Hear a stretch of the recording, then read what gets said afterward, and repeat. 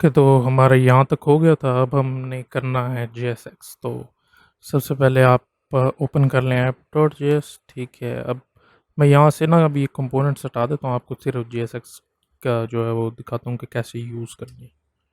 ठीक है, अब जो ये हम यहाँ देंगे ना, सारी ये JSX होगी, ना कि HTML होगी। लगती है HTML है, लेकिन बेसिकली ये JSX और वो थोड़ी चेंज होती है इससे।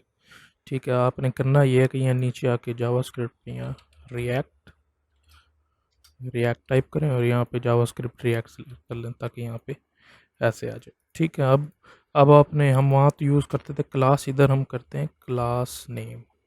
ठीक है जी, ये हम क्लास नेम यूज़ करते हैं और यहाँ पे आप करते हैं कुछ भी लिखते हैं, मेन बॉडी लिख दी। ठीक है जी, मेन बॉडी लिख दी।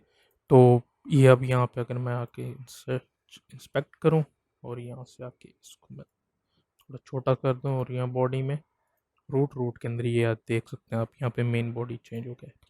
अब जो हम स्टाइलिंग ऐड करेंगे वो मेन बॉडी इसके नाम से करेंगे और हम वो यहाँ आप देख सकते हैं ऊपर import app.css वाली फाइल है, इसके अंदर होगा सारा। ठीक है, अब हम आ जाते हैं बेसिक जो है हमारे एक्सप्रेशंस के ऊपर।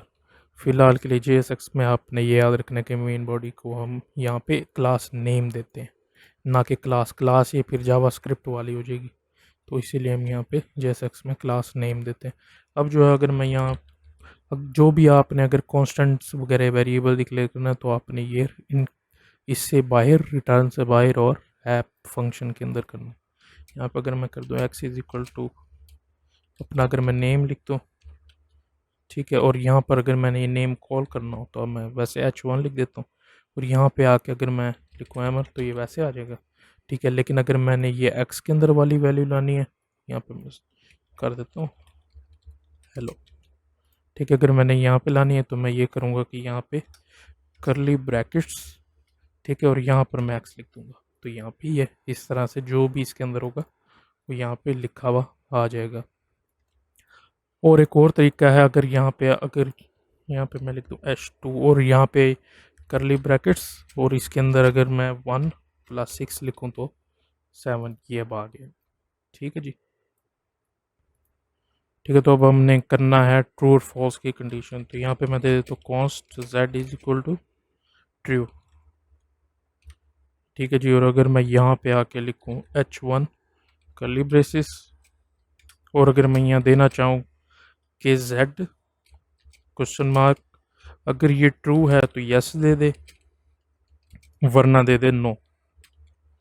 सेव कर देंगे तो इसने ये दे दिए यस। अगर मैं इसको यहाँ फॉल्स कर दूँ तो ये नो दे देगा। ठीक है, तो इस तरह से आप ये भी यूज़ कर सकते हैं इधर। और एक और है कि अगर आप सिर्फ और सिर्फ स्ट्रेट, अगर आपने फॉर एग्जांपल अगर आपने ऊपर एक्स में जैसे ये लिखा है ये, या आपने इधर नहीं दिया और आप ये दिखाना चाहते हैं तो मैं यहाँ देता हूँ एक और h1 और यहाँ पर मैं दे देता हूँ करली ब्रेसिस और यहाँ पर मैं दूँगा कॉमर्स डालूंगा और डबल कोट्स और यहाँ पे मैं लिख दूँगा गुड मॉर्निंग। ठीक है, सेव। तो यहाँ पे लिखा हुआ आ गया, इसको ये एज ए स्ट्रिंग ले रहा है। ठीक है, एक और भी चीज़ है, एक और भी यहाँ पे पेस्ट कर लेते हैं और यहाँ पर मैं दे सकता हूँ जो जावास्क्रिप्ट के फंक्शन है math dot random multiply by 10। ठीक है, अगर मैं सेव कर दूँ इसको तो ये यहाँ पे हमें दे देगा।